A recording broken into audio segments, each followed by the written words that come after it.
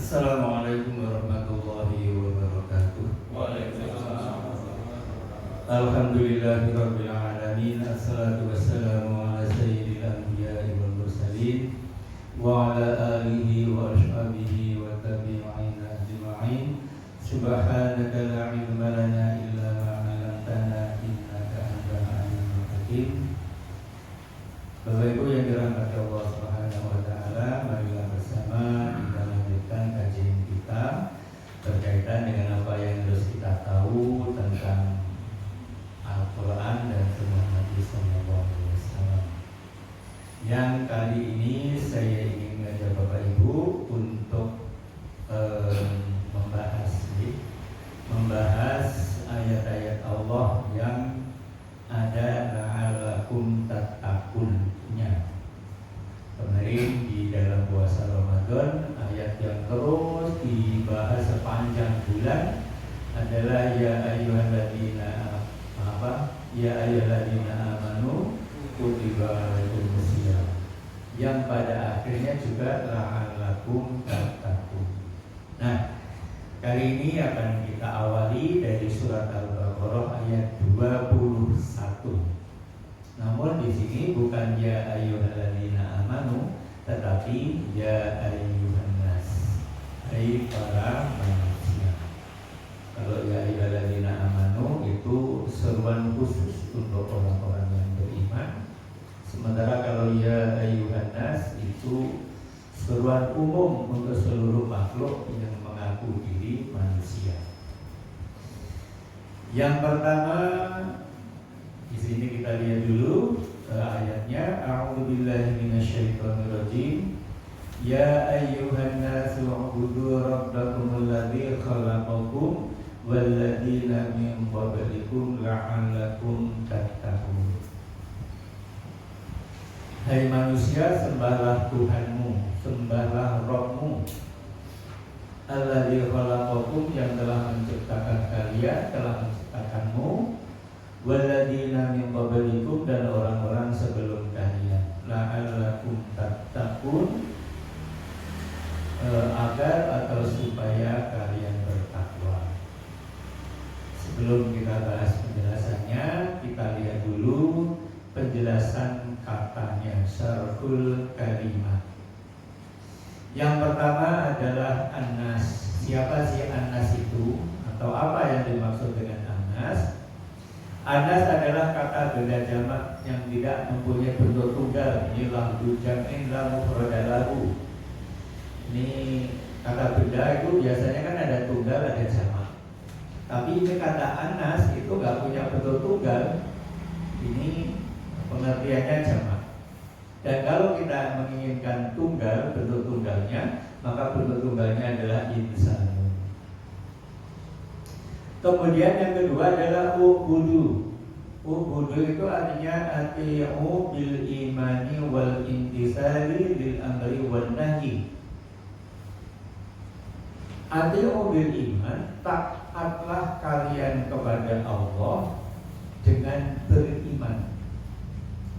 Jadi sebagai tanda ketaatan seorang hamba kepada Allah itu pertama karena imannya. Dan karena iman itulah ketaatan kita apapun bentuknya itu akan berharga di hadapan Allah Subhanahu wa ta'ala. Wal imtisalil amri wa nahyi, dan mengamalkan atau menjalankan perintah dan tentu saja menjauhi larangan. Jadi kita menjauhi larangan Allah itu dalam pengertian ibadah. Jadi tidak hanya sekedar sholat kita, puasa kita, infak kita, tapi kita menjauhi larangan Allah itu pun juga dalam pengertian, dalam skop pengertian ibadah kepada Allah Subhanahu wa ta'ala. Ma'a ghayatil hubbi lillahi wa ta'ala. Tentu saja ketaatan kita kepada Allah dengan iman dan melaksanakan perintahnya itu didasarkan atas rasa cinta, mahabbah kita kepada Allah Subhanahu wa ta'ala. Hanya karena rasa cinta kita itu punya energi, punya dorongan untuk melakukan sesuatu. Dulu ketika kita masih muda, kita jatuh cinta pada calon pasangan kita, itu karena ada rasa cinta. Itu boyok panas, hujan, angin, guledek, karuan, kencang ya tetap datang. Begitu. Kenapa? Ada rasa cinta. Cinta itulah yang menimbulkan energi. Jadi seberapa rasa cinta seseorang kepada Allah itu bisa dilihat bagaimana aktivitas ibadahnya. Jadi kalau nggak pernah sholat ke masjid, nggak pernah ibadah-ibadah yang lainnya, itu bisa jadi kita sendiri bisa mengukur seberapa rasa cinta kita kepada Allah. Orang-orang yang tentu saja mendahului kita datang ke masjid itu lebih cinta kepada Allah daripada kita.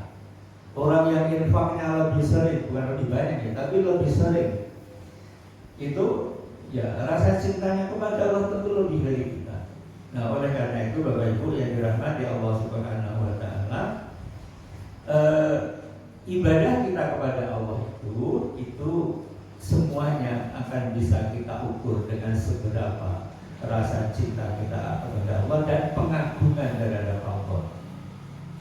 Jadi semakin kita mengagungkan Allah, akan semakin tinggi ketaatan kita kepadanya. Semakin tinggi rasa cinta kita kepada Allah, dorongan hati untuk beribadah itu akan semakin besar. Tapi semakin kita dari ibadah, itu berarti rasa cinta kita kepada Allah pun juga semakin tipis. Nah, oleh karena itu monggo semuanya diukur dengan kondisi dirinya sendiri-sendiri. Kemudian pengertian berikutnya adalah Rabbun. Nanti kalau kita membaca penjelasan dari surat An-Nas, Qul a'udzu birabbin nas, malikin nas, ilahin nas, itu kata Rabbun ini akan sangat jelas sekali nanti bagaimana pengertian. Tapi di dalam ayat ayat ini kata Rabbakum artinya khaliqukum, pencipta kalian. Wa malika amrikum, ini adalah pencipta dan raja kalian. Malikun itu raja, dan juga guru dan sesembahan kalian yang sejati. Itu banyak sesembahan. Jadi kalau di dalam Al-Quran itu disebut ilahun itu banyak sesembahan. Tetapi sesembahan yang hak itu hanya Allah Subhanahu wa ta'ala. Mengapa Allah adalah sesembahan yang hak? Karena itu tadi Rabbinas, Malikinas, Ilahinas, Ilahun, itu sesembahan. Mengapa kita harus menyembah kepada Allah? Karena Allah itu Rabbun. Dan setelah Allah itu Rabbun, dia Malikun. Mengapa kita tidak menyembah Yesus? Apa alasannya? Kenapa Pak? Karena agama kita bukan itu kan. Tapi bukan itu. Alasannya karena apa? Yesus bukan Rabbun. Dan Yesus pun juga bukan Malikun. Rabbun itu artinya mencipta, memelihara, menjaga, menjamin rezeki dan lain-lain, itu Rabbun. Pengertiannya nanti ke sana. Setelah dia mencipta, maka dia harus Malikun. Malikun itu menguasai ciptaannya. Nah, sementara Yesus tidak punya dua sifat ini. Karena Allah itu Rabbun, mencipta, kemudian memelihara, menjamin rezeki, merusak dan seterusnya, maka dia harus Malikun, menguasai apa yang dia ciptakan. Karena dia mencipta dan juga menguasai ciptaannya, barulah dia memenuhi syarat untuk menjadi ilahun sesembahan. Sebagai penjelasannya nanti begitu. Kemudian berikutnya khalaqakum. Ada di dalam Al-Quran itu ada kata ja'ala, ada khalaqo. Khalaq artinya sama-sama menjadikan. Nah, kalau khalaqakum itu artinya aujadakum minal adami bitakdirin azimin, membuat kalian berwujud, membuat kita menjadi berwujud minal adam, dari sebuah ketiadaan. Bapak Ibu pernah nggak membayangkan dulu ketika kakek nenek kita, simbah kita itu belum menikah, kita berada di mana? Pernah mikir nggak? Ketika Bapak Ibu kita belum menikah, kira-kira kita ada di mana? Lalu di pada pucuk kok enggak jelaskan. Kita nggak bisa kena ini ya kira-kira. Jangan-jangan saat itu kita tuh masih ada di comberan, ada uponi sing ditutul pitik. Yang pitik itu kemudian disembelih oleh Bapak Ibu kita, kemudian dimasak. Dan dimakan ayam itulah kemudian Bapak Ibu kita bekerja sama dengan kerjasama yang kita nggak perlu bertanya bagaimananya. Jadilah kemudian kita. Bisa jadi loh. Artinya apa? Allah bilang kepada kita, fal yang duril insanu mimma khuliq. Adalah manusia melihat dari apa dia dicipta. Bisa jadi dia kita itu dicipta dari upo yang waktu itu tersisa di comberan air karena sudah dibuang nggak berguna. Kemudian ya begitu kan siklus kehidupan kan memang begitu. Dari ketiadaan menjadi ada, dari ada kemudian berproses lagi menjadi ya begitulah akhirnya siklus kehidupan makhluk di dunia antara ada dan tiada. Khalaqakum minal adami, yang menciptakan kalian dari sebuah ketiadaan, bitakdirin alimin, dengan rekayasa yang sangat luar biasa. Alimin sangat luar biasa, rumit, luar biasa hebat, luar biasa segalanya. Coba kita bayangkan saja dari sebuah ketiadaan menjadi kita. Itu nanti Bapak Ibu bisa lebih jelas dan membaca surat Al-Hajj ayat yang kelima kalau tidak salah. Proses penciptaan dijelaskan Allah dengan sangat jelas di sana. Dari apa menjadi apa, menjadi apa menjadi apa, itu di sana ada. Insyaallah nanti lain kali kita bicara tentang itu. Bitakdirin alimin, dengan sebuah rekayasa yang sangat besar. Ada guru biologi betul ini? Guru biologi ada? Tidak ada. Kalau kita membaca proses pembuahan induk sel telur oleh sel sperma, itu kan sangat luar biasa. Sel sperma laki-laki itu dinyatakan normal kalau jumlahnya tidak. Berapa Bu? Anda ingat besok? Ada yang masih ingat nggak? Kalau jumlahnya 25 juta. 25 juta sel sperma. Itu akan berlomba-lomba untuk membuat satu sel telur yang ada di rahim seorang wanita. 25 juta ini berubah. Dan ternyata dari 25 juta sel itu yang bisa sampai tetap hanya satu. 24.999.000 diantaranya gugur di tengah jalan. Artinya apa? Yang kemudian sel yang menjadikan kita itu adalah sel pilihan. Luar biasa. Makanya karena itu sel pilihan, tentu saja kita ini harus menunjukkan diri kami sebagai hamba pilihan. Ojo sakarepe dhewe. Kita ini dicipta oleh Allah Subhanahu wa taala dengan keunggulan yang luar biasa. Kalau insana fi ahsani taqwim. Sudah bentuknya luar biasa, prosesnya pun juga luar biasa, bahan bakunya pun juga luar biasa. Ora sembarangan. Nah wis ngene, fabi ayyi ala'i rabbikuma tukadziban. Nikmat mana lagi dari Allah yang kalian dustakan? Itu loh. Hubungannya kan nanti selalu dengan fabi ayyi ala'i rabbikuma tukadziban. Nah itulah Bapak Ibu yang dirahmati Allah Subhanahu wa taala, proses penciptaan manusia. Kemudian tattaqun, artinya kalian mengambil tindakan pencegahan untuk melindungi diri dari murka Allah. Jadi dengan menyembah kepada Allah, dengan menyembah Allah atau dengan beribadah kepada Allah, itu berarti kita mengambil tindakan pencegahan untuk melindungi diri dari murka Allah.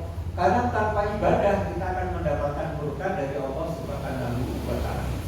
Maka kepergian kita ke masjid, infak kita, puasa kita, dan semua bentuk ibadah yang lain itu akan melindungi kita dari murka Allah Subhanahu wa taala. Termasuk di dalamnya kalau infak itu jelas, bila idza kana yaumul qiyamati yastagilun nasu tahta shadaqatihi. Besok dari kiamat itu semua manusia akan berlindung di bawah sedekahnya masing-masing.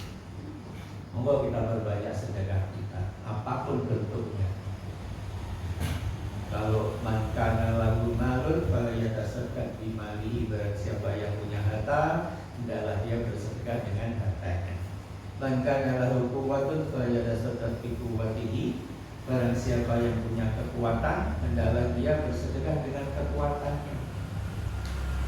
Pak saya itu konon ceritanya kakak saya yang dulu kakak saya itu pernah dimong oleh Pak saya itu. Pak saya itu waktu masih kecil itu sudah ditinggal, termasuk ibu saya dan Pak saya itu masih kecil, sudah ditinggal bapak ibunya, sudah jadi yatim piatu, mereka 10 tahun. Dan kemudian Pak saya itu tahu kalau si mboknya itu punya hutang pada seorang kiai di Ngawi. Kemudian Pak yang kecil ini itu dari Magetan bersama ibu saya itu berjalan ke Ngawi. Jadi Magetan ke Lausan itu berjalan ke Lampung berjalan. Waktu itu konon ceritanya gitu. Setelah sampai kemudian di Ngerambi, dia sowan pada sang kiai, bunyai ya bukan kiai, bunyai. Dia matur, Bu, anggen kula sowan mriki, kula dadi nyalutan utangipun singgo. Lah kok ndek duit? Badhe kula saur kali tenaga. Jadi Pak Desa itu nengel pada kiai itu menggunakan kekuatannya untuk infak pada bapak ibunya yang punya hutang. Jadi sedekah itu ya karena memang Pak Desa punya tenaga. Dia sadar masih kecil, dia melunasi hutang ibunya itu dengan menggunakan tenaganya, ngeer. Makanya man kana lahu quwwatun falyatasaddaq bi quwwatihi wa man kana lahu ilmun falyatasaddaq bi ilmihi. Dan adalah barang siapa yang punya ilmu bersedekah dengan ilmunya. Nah terus kan diopo piye? Ya paling gak mesek lah ya. Tabasum kali ahlika sedekah. Pun kalau tak sedekah kali eseman mawon. Yo ora ngono. Bukan itu yang dimaksud. Sedekah yang akan melindungi orang dari azab Allah tentu saja dalam pengertian sedekah yang berupa pemberian kepada orang. Inilah Bapak Ibu pengertian kata yang dijelaskan di dalam kitab Aisarut Tafasir. Nah, wadzalika bil imani wal amali sholih ba'da syirki wal ma'asi. Nah, itu hanya bisa dilakukan dengan beriman dan melakukan amal soleh setelah kalian meninggalkan kemusyrikan dan dosa. Kemusyrikan yang mana Bapak Ibu? Ayat ini itu turun di Makkah. Diturunkan Allah kepada orang-orang jahiliyah dan tentu saja juga orang termasuk di dalamnya adalah orang beriman saat itu. Oleh karena itu pengertian di dalam kitab ini adalah bahwa kalian mengambil tindakan pencegahan untuk melindungi diri dari murka Allah dengan beriman dan beramal itu sesudah kalian menyadari kesalahan kalian di masa jahiliyah yang menuhankan patung dan seterusnya hingga kemudian kalian masuk Islam. Masuk Islam kalian itulah yang akan menjadikan kalian terlindungi dari azab Allah. Jadi mengapa? Di sini penjelasannya ba'da tarki syirki wal ma'asi, setelah kalian meninggalkan kemusyrikan. Ini karena konteksnya dengan zaman jahiliyah. Wal ma'asi dan kemaksiatan yang ada di dalamnya. Kemudian la'ala yang balik ini. La'ala kita takun. Itu kalau kita melihat terjemahan di kitab-kitab terjemahan itu sering kita dapati artinya supaya atau agar dan seterusnya. Namun di dalam hal ini kata la'ala itu digunakan dalam bahasa aslinya untuk menyatakan pengharapan. satu kata yang bermakna pengharapan dalam konteks hukum. Tetapi kalau la'ala itu berkaitan dengan Allah, maka itu artinya kepastian. Seorang ulama juga ya, yang namanya Sibawai, barangkali di belakang ada. Sibawai itu di halaman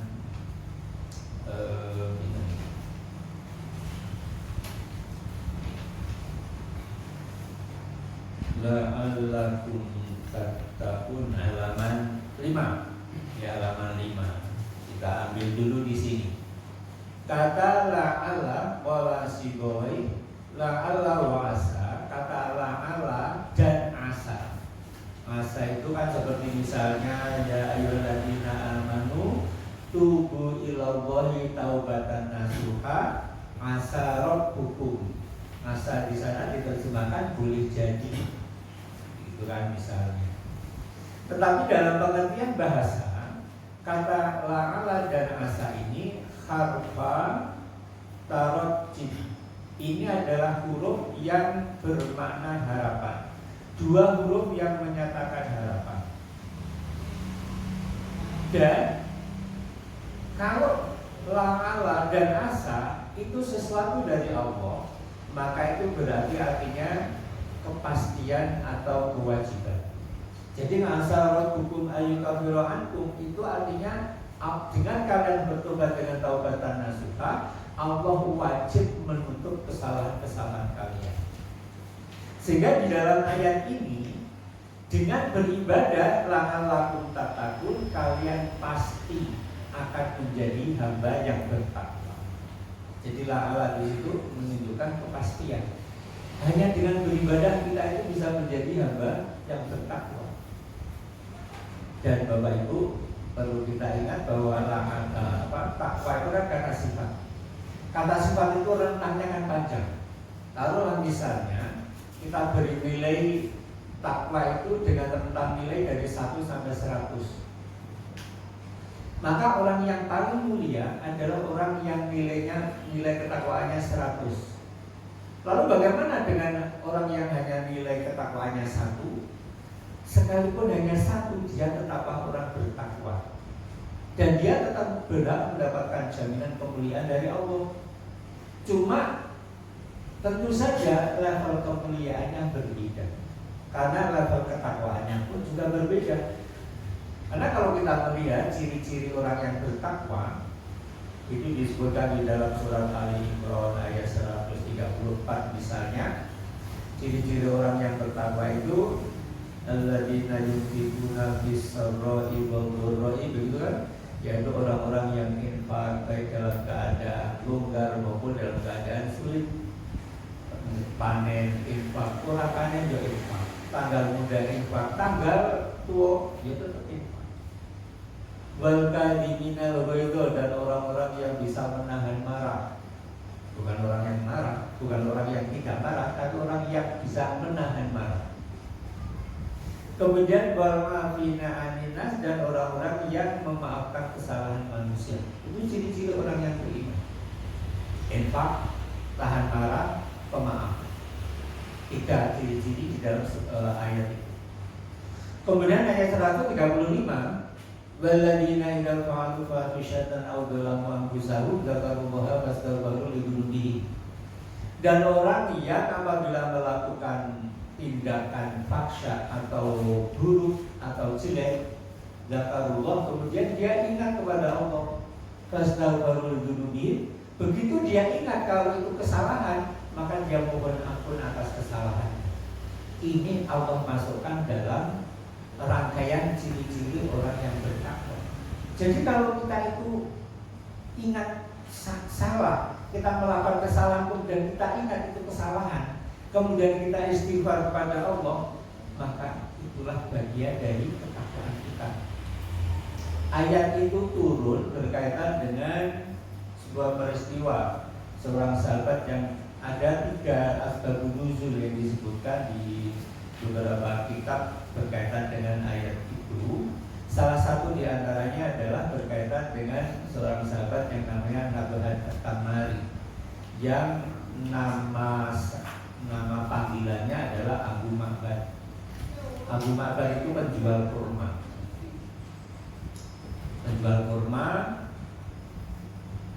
Kemudian suatu saat datanglah wanita cantik yang ingin membeli kurmanya. Tapi Abu Ma'bad ini begitu melihat sang pembeli begitu cantik, dia keser-ser di luar, lali dengan kurmanya.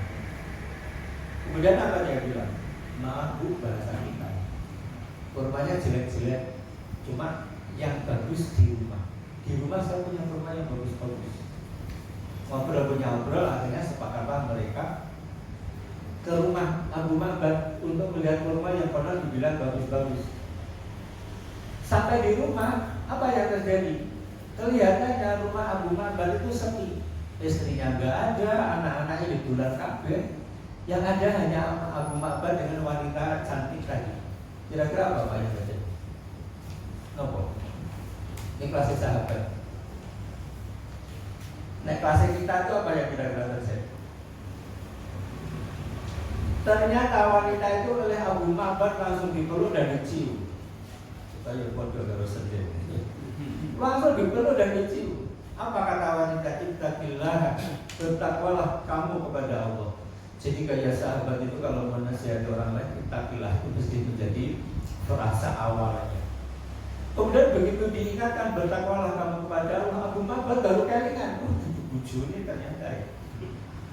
Dia sadar ini bukan istrinya. Kemudian dia pergi, kemudian dia tinggalkan wanita itu dan dia pergi ke mana? Dia temui Nabi Shallallahu Alaihi Wasallam. Sampai di hadapan Nabi dia cerita apa yang terjadi. Nah, dari cerita Abu Ma'bad kepada Nabi itulah turun ayat walladzina idza fa'alu fahishatan aw lahu dan seterusnya. Artinya apa? Orang bertakwa itu bukan orang yang baik terus enggak. Orang yang ibadah terus enggak juga. Ya orang bertakwa itu ya macam kita ini, ya kadang baik, kadang buruk. Ini tidak rumongso buruk, kemudian istighfar, mohon ampun, selesai. Dan tidak mengulang-ulang kesalahan yang sama. Walam yusiru ala ma fa'alu wa hum ya'lamun. Dan tidak mengulang lagi kesalahannya sedangkan mereka tahu atau menyadari. Itu insya Allah Bapak Ibu, infak kita sudah kemudian beriman infak kita sudah, kemudian menahan marah, insya Allah kita bisa, memaafkan orang lain, insya Allah kita bisa. Kemudian ketika kita salah tidak istighfar dan mohon ampun, insya Allah. Dan inilah ciri-ciri orang yang bertakwa. Dan insya Allah kita semuanya bisa mengamalkan. Dan lebih jelas lagi nanti mohon dibaca sendiri saja surat Al-Baqarah ayat 177. Itu ada 5 amalan atau 6 amalan yang Allah sebutkan di sana. Yang ayat itu Allah tutup dengan ulaikal ladzina shadaqu wa ulaika humul muttaqun. Mereka itulah orang-orang yang benar imannya dan mereka itulah orang-orang yang bertakwa. Di sana diri-dirinya Allah sebut dengan jelas. Ini pengertian kata. Jadi Bapak Ibu, dengan beribadah insya Allah kita pasti akan menjadi hamba yang bertakwa. Dan kalau kita sudah bertakwa, apa jaminannya? Jaminan akhirat tentu saja adalah kemuliaan. Jaminan dunianya kita akan di wa yattaqillaha yaj'al lahu makhrajan wa yarzuqhu min haitsu la yahtasib. Jaminan dunianya adalah Allah akan memberikan kepada kita jalan keluar dari semua persoalan kita dan akan memberi rezeki yang dari tempat dan waktu yang tidak pernah kita bayangkan sebelumnya. Sampai di sini Bapak Ibu, barangkali ada pertanyaan, monggo Bapak. Kalau tidak kita lanjutkan dulu. Nah, kita sekarang penjelasan ayatnya. Ya ayyuhan nas, ini adalah sapaan Allah yang ditujukan kepada penduduk Makkah. Sebagian penjelasannya. Sedangkan ya ayyuhalladzina amanu itu adalah sapaan Allah yang Allah tujukan kepada penduduk Madinah. Jadi kalau ada ya ayyuhan nas itu bisa dipastikan bahwa ayat itu turun di Makkah. Sementara kalau ya ayyuhalladzina amanu itu adalah ayat ayat-ayat Madaniyah, ayat-ayat yang turun di Madinah. Karena di Madinah itu sudah ada komunitas orang-orang yang beriman. Sementara di Makkah, sekalipun ada komunitas orang beriman, tapi masih sangat terbatas dan mereka pun sembunyi-sembunyi menyatakan keimanan. Kemudian ubudu artinya wahidu, esakan. Jadi di dalam beribadah itu harus mengandung pengesaan kepada Allah. Jadi kalau kita beribadah kepada Allah, kita sholat puasa, kok kita masih meyakini bahwa akik yang dipakai itu bisa mencegah diri dari bencana, itu berarti ibadahnya kepada Allah itu masih belum dianggap ibadah. Karena yang namanya ibadah itu harus mengandung unsur pengesaan. Jadi sekali lagi kalau kita sudah sholat, kita jangan rebutan meneh dari pemindah selamat. Itu berarti tidak ada pengesaan di sana dan lain-lain. Jadi bangsa Patoyun kemudian memuji nasib dengan yang lain-lain kecuali dengan Allah itu tidak boleh. Ibnu Abbas mengatakan kullu ma warada fil Qur'ani minal ibadati fa ma'naha at-tauhid. Semua perintah ibadah di dalam Al-Qur'an itu maknanya adalah pengesaan kepada Allah. Jadi semua perintah ibadah atau ayat-ayat yang ada unsur perintah ibadahnya itu berarti di situ ada perintah pengesaan kepada Allah. Karena Allah nggak mau akan dimaju, Allah nggak mau diselingkuhi ya, berdasarkan kita. Jadi Allah harus menjadi satu-satunya. Kemudian yang berikutnya adalah Rabbakumul ladzi khalaqakum, yaitu Rabb kalian yang telah menciptakan kalian.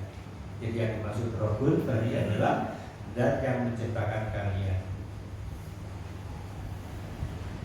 Al-khalqu, khalaqa itu kan kata kerjanya atau fi'ilnya. Kemudian kata bendanya ada al-khalqu. Artinya menciptakan sesuatu tanpa contoh. Iftira'u syai' ala ghairi misalin sabaqa. Menciptakan sesuatu tanpa contoh sebelumnya, itu namanya khalaqa. Jadi makhluk kita ini adalah makhluk yang oleh Allah dicipta tanpa ada contoh lebih dulu. Jadi wujudnya seperti kita ini, karena makhluk sebelum kita ini adanya hanya malaikat dan jin. Dan kita dicipta oleh Allah sama sekali berbeda dengan malaikat dan jin. Malaikat dicipta dari cahaya, jin dicipta dari minaris samud, dari dari api yang panas. Sedangkan kita dicipta oleh Allah dari tanah. Jadi khalaqa atau khalqun itu, khalaqa itu iftira'u syai' ala ghairi mithalin sabaqa, sebelumnya mencipta sesuatu tanpa contoh sebelumnya. Walladzina min qablikum, dan orang-orang sebelum kalian. Artinya wa khalaqal ladzina min qablikum la'allakum tattaqun. Maksudnya adalah Dia telah menciptakan orang-orang sebelum kalian supaya kalian selamat dari siksa. Penjelasan lain mengatakan berharaplah untuk menjadi orang yang bertakwa. Jadi la'allakum tattaqun itu penjelasan lainnya adalah berharaplah kalian, selalu berharap untuk menjadi orang yang bertakwa. Jadi kita selalu berkhayal, kita selalu berharap, kita selalu muncul sebuah keinginan untuk menjadi hamba yang bertakwa. Maka kamu akan dilindungi dari azab Allah dan keputusan Allah akan menyusul kemudian harinya. Jadi kalau kita sudah berazam terus untuk meningkatkan ketakwaan kita kepada Allah, ketakwaan kita kepada Allah, keputusan Allah nanti bagaimana itu setelah ikhtiar kita. Apakah ikhtiar kita nanti benar-benar akan menghasilkan sebuah pribadi yang bertakwa atau tidak dan seterusnya. Keputusannya akan tergantung pada kondisi kita masing-masing. Kemudian la'ala tadi sudah dalam kitab Tafsir Ibnu Atiyah perintah ubudu rabbakum itu artinya wahiduhu wa khussuhu bil ibadah. Esakan dan prioritaskan. Nah ini Bapak Ibu yang kadang kita perlu belajar banyak untuk memprioritaskan. Kalau mengesahkan Allah, insya Allah kita semuanya sudah. Artinya apa? Akidah kita tidak tercampur kemusyrikan, insya Allah. Tapi apakah kita sudah memprioritaskan Allah atau belum? Nah ini yang tahu adalah kita sendiri-sendiri. Sudahkah kita selalu memprioritaskan Allah dalam segala kesempatan yang Allah berikan pada kita? Ketika kita ada, sudahkah kita memprioritaskan Allah? Atau masih ada hal-hal lain yang kita prioritaskan? Barangkali para pelembur kerja, Ibadah adan, pekerjaannya kali siti, kambung, gitu. Nah, inilah tantangan kita. Pokoknya ada rapat. Ada Allah rapat orang rampung. Ada tinggal di rapat, enak kan gitu. Nah, tinggal kau ada ngadan. Nah, ini semuanya adalah riyadul wahbu ayyukum ahsanul amal. Ini semuanya adalah ujian bagi kita. Siapa yang terbaik di antara kita. Nah, ini Bapak Ibu prioritas itu yang penting. Barangkali kita ini sebagai seorang suami atau juga sebagai seorang istri, kan kita selalu minta diprioritaskan oleh pasangan kita kan. Selalu kita minta orang diprioritaskan. Bujuan rumah sing diri orang di tanggane bae aku ora. Sing diprioritaskan tanggane bojone kamu lah kita. Allah sama. Kalau kita nggak memprioritaskan Allah ya begitulah yang terjadi. Makanya monggo kita mengukur diri kita sendiri-sendiri kira-kira level ketakwaan kita kepada Allah ini sampai di mana. Termasuk di dalamnya tolong ukurnya adalah seberapa kita ini memprioritaskan Allah Subhanahu wa Ta'ala. Kemudian la'ala hadhil ayati qala dia katsirun minal mufassirin dia bimana ijabut taqwa. Abu Muhammad Abdul Haq radhiyallahu anhu itu di dalam kitab kitab tafsirnya itu menjelaskan bahwa banyak ahli tafsir yang mengatakan bahwa yang dimaksudkan kata la'ala dalam ayat ini adalah kewajiban bertakwa atau keharusan bertakwa. Artinya apa? Kalau kalian beribadah, perintahnya kan ibadah. La'ala itu kan efeknya. Kalau kalian beribadah kepada Allah, kalian pasti wajib atau kalian pasti akan menjadi hamba yang bertakwa. Begitu maksudnya. Bukan harapan dan ekspektasi dari Allah. Jadi la'ala tatakun itu bukan supaya kalian menjadi bertakwa, tapi kalian pasti menjadi hamba yang bertakwa. Saking benar gitu, supaya dan kalian pasti. Jadi kalau supaya itu kan baru pengharapan, tapi kalau pasti, ya itu kepastian.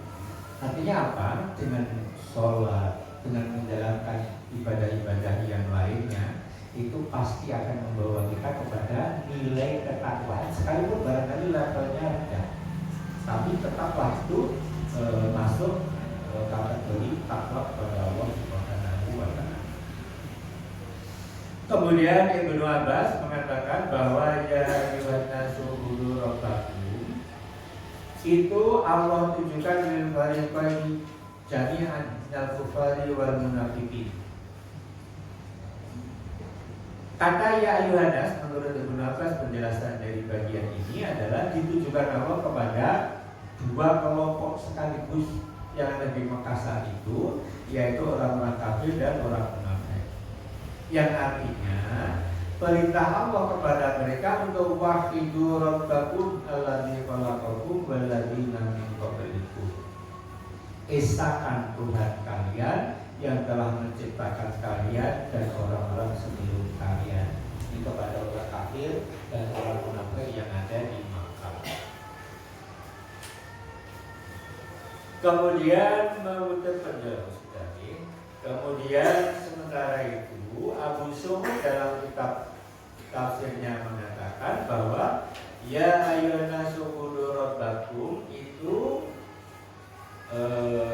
yang Allah sebutkan di dalam kitabnya yang agung itu ditujukan kepada tiga kelompok sekaligus, yaitu orang-orang yang beriman. Kan di Makkah sudah ada orang yang beriman kan. Kemudian sekali lagi kepada orang-orang yang beriman kepadanya dan yang menjaga apa-apa yang ada dalam paket keimanan berupa syariat dan hukum-hukum. Jadi kepada orang-orang beriman yang ada di Makkah, yang mereka itu menjaga betul apa yang berada di dalam paket keimanan itu berupa syariat dan hukum-hukum Allah. Yang kedua adalah orang-orang kafir yang meninggalkan Allah dengan cara mengingkarinya, yang mengabaikan, meninggalkan, melupakan Allah dengan cara mengingkarinya secara terang-terangan. Sawa'un 'alaihim a'anzartahum am lam tunzirhum la yu'minun. Jadi orang kafir itu terang-terangan diingatkan dia tetap tidak akan beriman, tidak pun dia berdoa. Dan yang ketiga adalah orang yang mudzadzabina baina dzalika, orang yang terumbang-ambing antara keimanan dan kemunafikan, antara keimanan dan kekafiran, yaitu orang-orang munafik. Yang di awal surat Al-Baqarah, orang-orang munafik itu Allah sebutkan perilakunya. Kalau mereka lagi bersama-sama dengan orang yang beriman, mereka mengatakan innama nahnu muslihun, bahwa kami ini adalah orang-orang baik, orang-orang beriman. Tetapi kalau mereka bersama dengan orang-orang kafir, ila syayatini qalu innama nahnu mustahzi'un, kan begitu. Mereka masih mengaku sebagai orang kafir. Dan mereka pun mengaku bagian dari orang yang mengolok-olok keimanan orang-orang yang mengikuti Muhammad Sallallahu Alaihi Wasallam. Itulah orang-orang yang Allah ancam dengan innal munafiqina fid-daril asfali minan nar, bahwa orang-orang munafik itu adalah orang yang besoknya akan menghuni lembah terdalam dari neraka jahanam. Yang Allah sebutkan mudzadzabina innal munafiqina yukhadi'una Allah, apa itu? Baiklah qomila salati qomila salat itu. Kalau mereka itu sholat, mereka itu sholatnya dengan malas-malasan. Mudzadzabina baina dzalika, mereka terumbang-ambing antara ikut orang beriman atau ikut orang kafir. Nah, inilah orang yang Allah ancam dengan lembah neraka yang paling dalam. Ini Bapak Ibu yang dirahmati Allah Subhanahu wa taala, bahasan kita pada malam hari ini. Insyaallah nanti kita lanjutkan dengan ayat-ayat yang lain yang mudah-mudahan masih tetap dalam ayat yang ada laman lagu terkatnya. Ini saja sudah insya kita akhiri. Subhanallahumma wa bihamdika asyhadu an la ilaha illa anta astaghfiruka wa atubu ilaik. Assalamualaikum.